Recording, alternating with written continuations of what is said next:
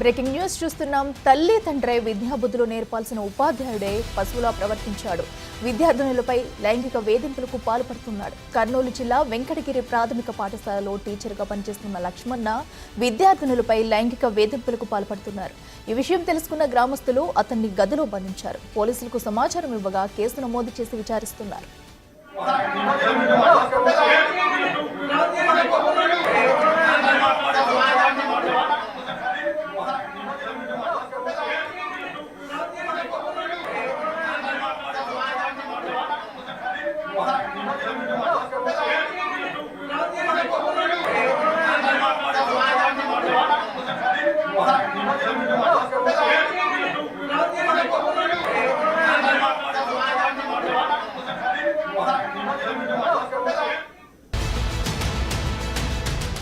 Breaking news చూస్తున్నాం. తల్లి తండ్రి విద్యాబుద్ధులు నేర్పాల్సిన ఉపాధ్యాయుడే పశువులా ప్రవర్తించాడు.